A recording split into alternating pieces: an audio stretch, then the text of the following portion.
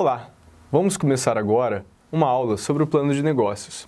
É um assunto muito importante e que muitas vezes não é abordado nos cursos da área da saúde, que naturalmente são mais focados em ensinar procedimentos. Então, primeiramente, eu gostaria de perguntar a você, o que é um plano de negócios? É um documento que funciona como uma ferramenta administrativa, mostrando o caminho para o futuro de uma empresa. Nele estão a visão e os objetivos do seu negócio. Basicamente, ele é um recurso de metas e objetivos. Mas como assim? Bom, ele funciona basicamente como uma escada, sendo cada degrau uma meta. Portanto, quando eu subo um degrau, atinjo uma meta. E meta após meta, ficamos mais próximos do objetivo final, que seria então o final da escada. E para quem ele serve? Ele serve para todos, desde a empresa até a vida pessoal. O interessante é que ele vai mostrar os meios para atingir um objetivo. Por exemplo, se meu plano é oferecer um tratamento odontológico com alto grau de especialização e tecnologia para um público com ótimas condições financeiras, preciso então traçar um plano com uma sequência lógica de metas que me permita chegar ao meu objetivo. Lembrando que o plano de negócios é uma ferramenta para os objetivos de vida em geral. E é importante que você saiba que pode e deve fazer um plano de negócios para, por exemplo, ser aprovado num concurso público ou abrir um comércio de produtos odontológicos, tornar-se professor da área de saúde, enfim, para qualquer que seja seu objetivo, você deve fazer um planejamento estruturado. Então, a maneira mais simples de se montar um plano de negócios é fazendo algumas perguntas. Primeiramente, eu acho então que essas 8 perguntas elas vão te guiar para fazer seu próprio. Então, vamos lá. Primeira pergunta, qual o seu público-alvo? Quais necessidades esse público-alvo você precisa atender? Quem é a sua concorrência? Qual é o seu diferencial perante a sua concorrência? Como vai funcionar o seu negócio? E quais pessoas vão participar com você? Quais equipamentos você precisa? Ou qual o custo para montar o seu consultório ou fazer essa reforma? Então, vamos fazer o exercício de responder essas perguntas, imaginando que o nosso objetivo seja o de abrir uma clínica odontológica. Então, respondendo à primeira pergunta, você deve conhecer o seu público-alvo.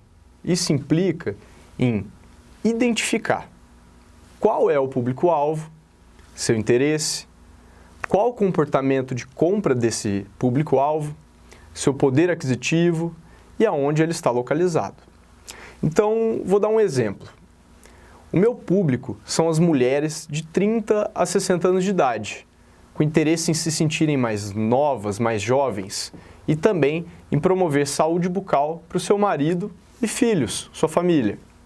O comportamento de compra dessas mulheres, geralmente, é o de colocar sua família em primeiro lugar, cuidando dos dentes, dos filhos e do marido antes do dela. Então, por último, ela vai cuidar de si. Ou seja, o comportamento é altruísta e afetivo. Portanto, oferecer um pacote acessível para sua família é uma maneira muito boa de atender as expectativas. Se a forma de pagamento for boa, ou seja, acessível, provavelmente o poder aquisitivo não será um fator tão limitante. E seu negócio, se ele estiver numa localização mais próxima aos afazeres da rotina da família, provavelmente com essa cliente vai se fidelizar com mais facilidade. Respondendo à segunda pergunta, temos que nos perguntar quais são as necessidades dos nossos potenciais clientes.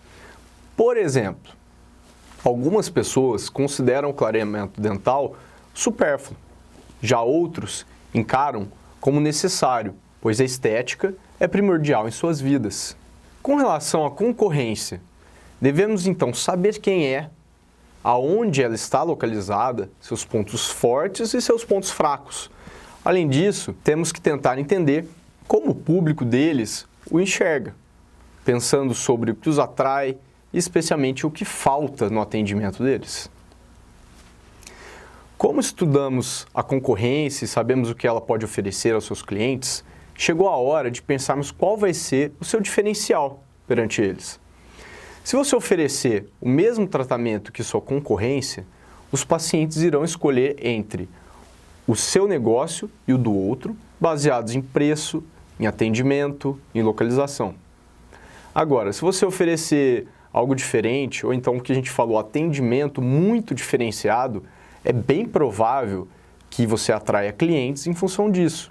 Por exemplo, se na sua cidade existem somente pessoas que fazem a colocação de aparelhos ortodônticos convencionais metálicos, e você passa a oferecer aparelhos ortodônticos estéticos, como os alinhadores, você não acha que isso é um grande diferencial? Com relação ao funcionamento da sua clínica, é importante a elaboração de protocolos e processos relacionados à estrutura que você estará montando ou modificando. Um ótimo exemplo é o fluxo de pacientes numa clínica de médio ou grande porte. O paciente entra pela recepção, diz à recepcionista que procura atendimento. Nesse instante, então, ele é acolhido e fica na sala de espera. Da sala de espera, ele passa pela administração, vai para a área de atendimento ou avaliação e, terminando o atendimento, o paciente passa novamente pela administração.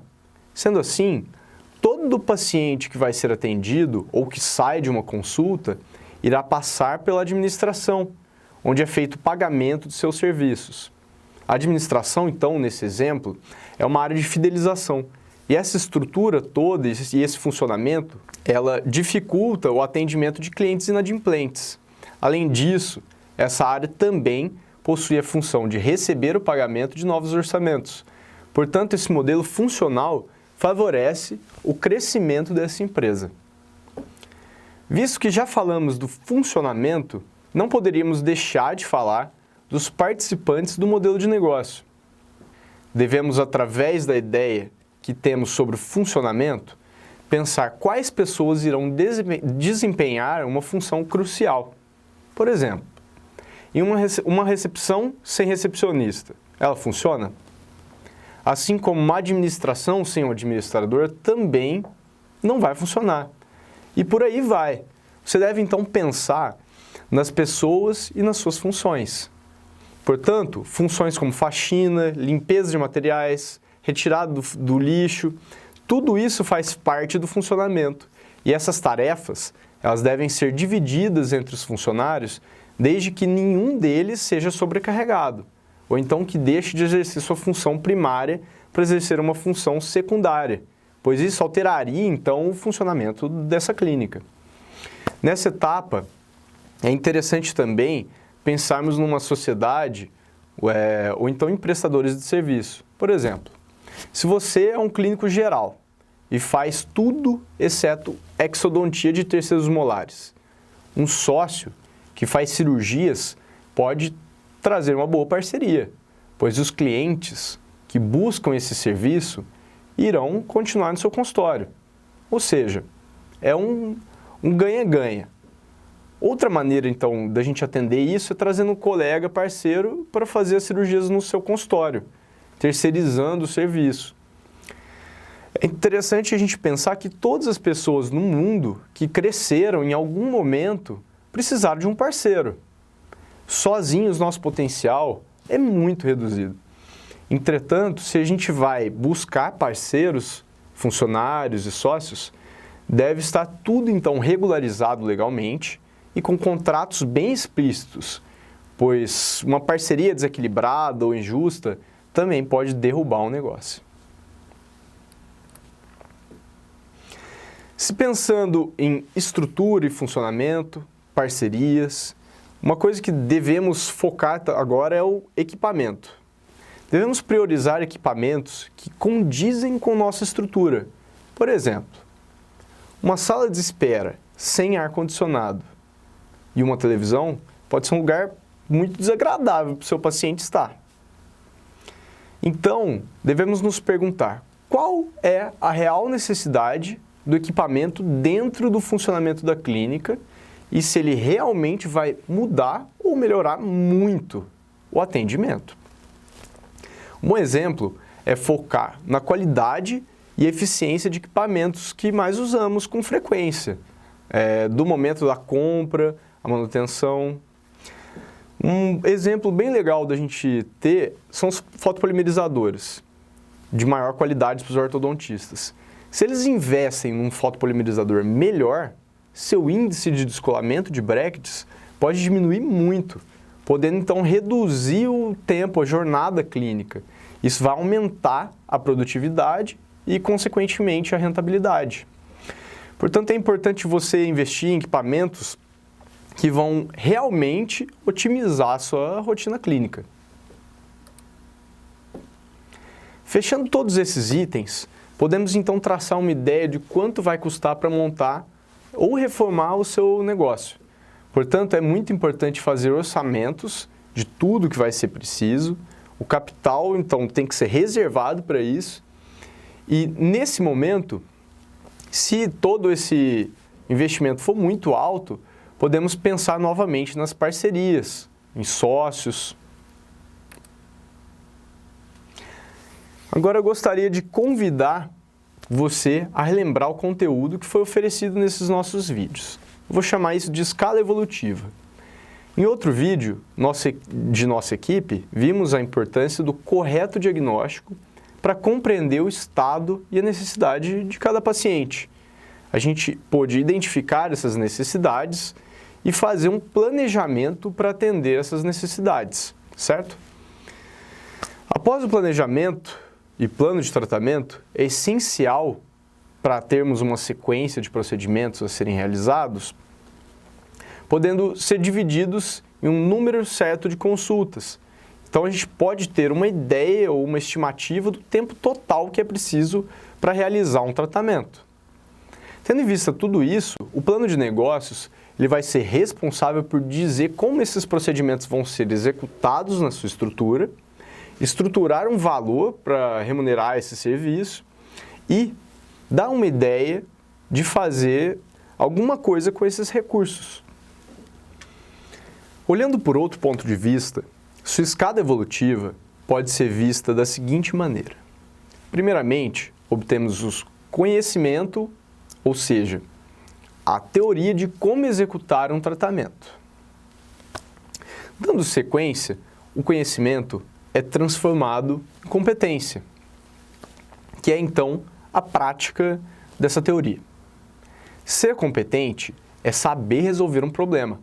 Não adianta nada ter uma teoria muito completa e saber tudo o que está dentro de um livro se não conseguirmos transformar isso em competência.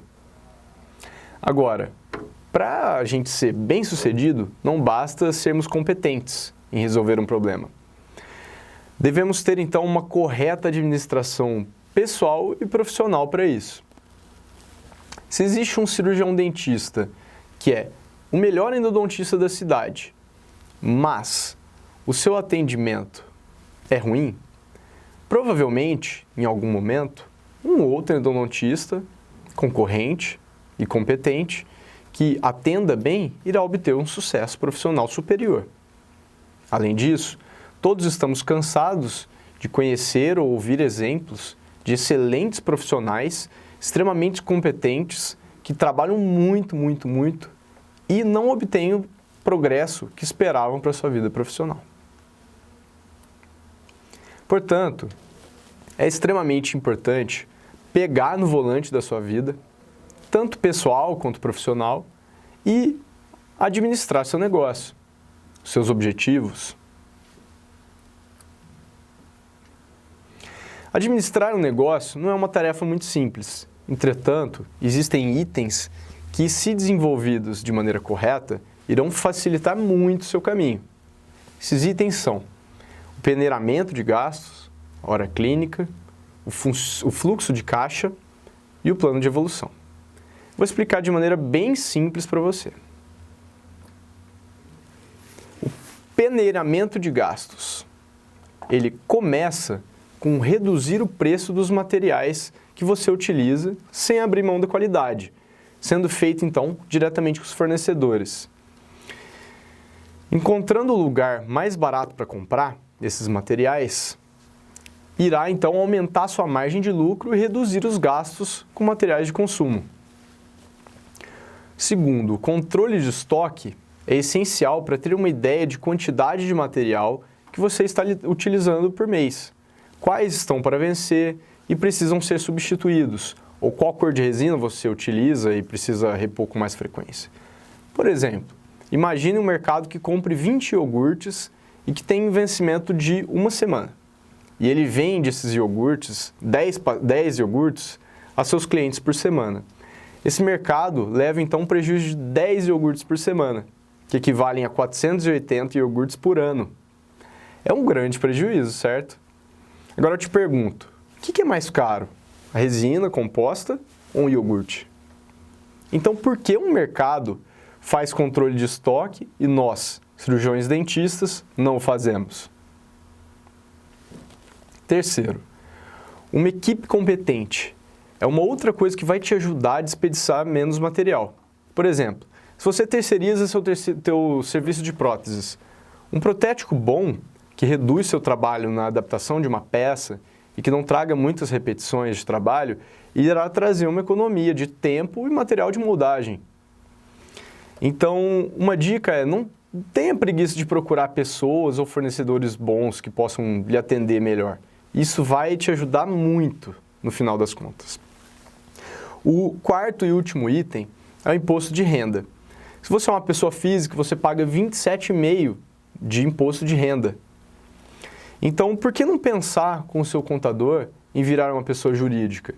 Então, existe a possibilidade de economizar mais de 10% do seu salário somente nesse item. Não seria interessante?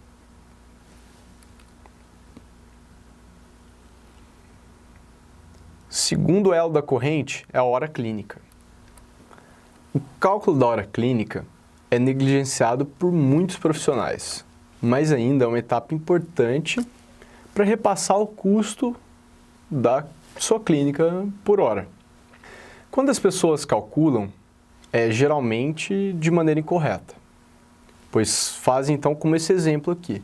Eles colocam o salário da secretária, a luz, a água, faxineira, produtos de limpeza, telefone e materiais consumíveis. Esse cálculo é muito superficial. O ideal é pensar na evolução ou no desgaste material. Sua cadeira odontológica ou seu micromotor, eles vão durar para sempre? Pois é, nada dura para sempre. Então, deve-se cobrar pelo desgaste desses equipamentos, sendo que em algum momento precisar trocar algum deles, você vai ter capital para isso embutido nos recursos do seu tratamento, dos seus atendimentos.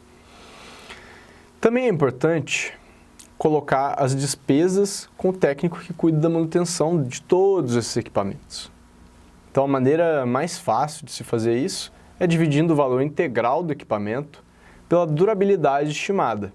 Adicionar, então, os juros e atualizar, então, o nosso poder de compra. Dividir, então, por meses, depois dias. Lembrando, então, que ninguém trabalha 30 dias, a gente trabalha geralmente 20. Então, dividir isso pelos dias úteis de trabalho e depois pelas horas clínicas, as horas de atendimento. É muito difícil? Não. Você não precisa fazer nem com Excel, mas com papel, uma caneta, uma calculadora, já consegue fazer essa conta. Agora, é muito importante saber como repassar isso ao paciente. Então, a maioria dos dentistas não cobra consulta. Na consulta, a gente poderia embutir, então, todo esse valor. Mas uma maneira que podemos fazer isso é o ticket médio. O ticket médio é o valor da hora clínica, incluindo a inadimplência de pagamento e de comparecimento, ou seja, dos pacientes que faltam. Isso vai permitir que você se mantenha remunerado, mesmo em momentos ociosos de remuneração, como, por exemplo, em um orçamento ou quando aquele paciente desmarca de última hora. É a mesma mecânica que as montadoras fazem se um consumidor paga um carro à vista e outro um carro parcelado.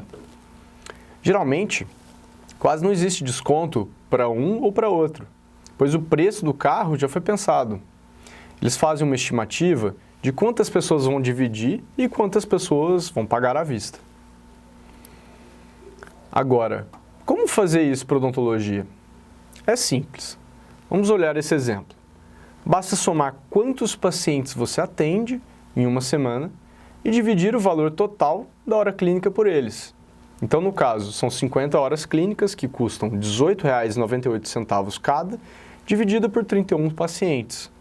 Portanto, esses pacientes pagaram R$ 30 e R$ 61 cada, e os momentos que você está fazendo um orçamento, ou que faltam pacientes, ou que eles desmarcam, estão sendo ainda remunerados.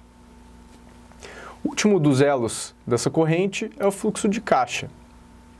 Ele é nada mais e nada menos que uma projeção para o futuro. Nele estão todas as informações de entradas e saídas dos recursos financeiros da sua empresa e o saldo do caixa projetado para cada mês do ano. Ele é muito importante para se fazer uma reforma ou então para fazer uma reserva de emergência, para trocar então um equipamento quebrado sem você ter que desembolsar de cada um dos sócios do negócio para tal. E o último elo da corrente é o plano de evolução.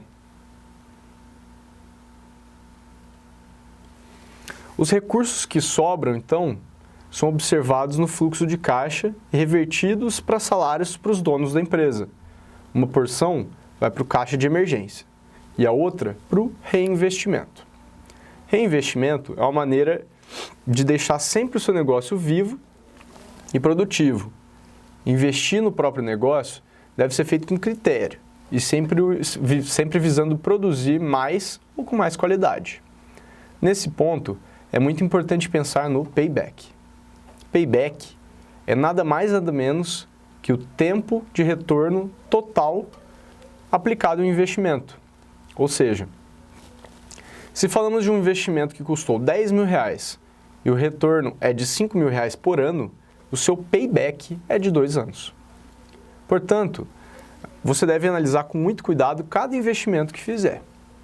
Uma coisa muito importante é manter a consistência de investimento externo, ou seja, nem todo recurso destinado a investimento deve ser direcionado para a empresa. É importante também diversificar o investimento, pois sua empresa, se ela tem um mês ruim, ou se o payback é mais longo que o esperado, o investimento externo vai te proteger disso. E você vai investir externamente de maneira segura e constante, é o ideal, né? Mesmo que com pouco capital. Projetar então seu negócio anos adiante é muito importante e a gente deve pensar nisso antes de investir. Nesse gráfico aqui, por exemplo, o investimento interno está representado por essa curva laranja que está aqui. O rendimento mensal, o retorno mensal, nesses pilares azuis. Investimento externo por essa linha vermelha contínua. Veja então que o investimento interno ele oscila, pois ele vai de acordo com as necessidades e o planejamento seu. O investimento externo ele é constante e progressivo. Nos primeiros meses do ano, nesse exemplo aqui, o retorno foi pequeno, mas de acordo com o tempo, esse retorno foi crescendo progressivamente. Além disso, quando esse cirurgião dentista investiu internamente, a gente teve esse pico, algo mudou na sua rotina clínica, de maneira muito significativa. Então, o retorno financeiro também começou a se alavancar. Portanto, investir em algo que realmente mude o seu atendimento pode alavancar muito o seu negócio. Então, após você ter visto todo esse conteúdo, eu te pergunto, você quer saber a chave para o sucesso? Os 3 itens básicos são captação, venda e técnica. Se faltar um dos 3, a porta do sucesso nunca vai se abrir. Sem captar pacientes, você não vai vender seu serviço. Se você não vender seu serviço, como você irá provar ao paciente que sua técnica é boa. Então, 2 desses dentes estão ligados ao plano de negócio, que são a captação e a venda. E um deles é a técnica, ou seja, o conhecimento adquirido, em primeiro momento na graduação e depois na formação profissional, na pós-graduação. Pós-graduação é qualquer curso que capacite em alguma coisa após a formação primária. Você busca oferecer um produto diferente dos seus concorrentes? Vamos pensar. Eles obtiveram praticamente uma formação básica muito parecida com a sua, mesmo que em faculdades diferentes, ou seja, na graduação. Entretanto, na pós-graduação, ela é muito abrangente e específica na maioria das vezes, te dando conhecimento para aplicar em novas técnicas. Portanto, como quebrar então a corrente que aprisiona os dentistas nos mesmos tratamentos, técnicas e se sobressair, se destacar? Buscando a inovação que o paciente deseja. Empatia, ou seja, se colocar no lugar do paciente é muito bom nesse momento. Se você é capaz de inovar para atender melhor alguém, seu produto é diferente. O seu preço, ele pode ser diferenciado por estar oferecendo algo que a maioria não oferece. E a propagação dessa ideia de que você é um profissional diferenciado vai se dar, então, naturalmente. Essa atitude de se diferenciar pode ser muito simples. Por exemplo, imagine se organizar para sempre atender os pacientes no horário agendado, sem atrasos, ao ponto de ficar conhecido como o doutor que é sempre pontual. É uma primeira opção. Ou então, pode demandar de um pouco mais de energia e investimento, como, por exemplo, se aprimorar mais, pois através de cursos de pós-graduação e formações complementares, a quantidade de conhecimento obtida vai dar base para ter novas ideias e conhecer novas técnicas, que então você pode ficar conhecido também como o doutor que está sempre atualizado e oferecendo os materiais e técnicas mais conceituados. De um jeito ou de outro, tem que procurar se diferenciar e utilizar o plano de negócios, pois isso planejando já é difícil, imagina se não planejarmos. Então eu gostaria de finalizar esse vídeo agradecendo em nome de toda a nossa equipe. Nós desejamos a você muito sucesso na sua jornada, até alcançar todos os objetivos que você almeja. Muito obrigado.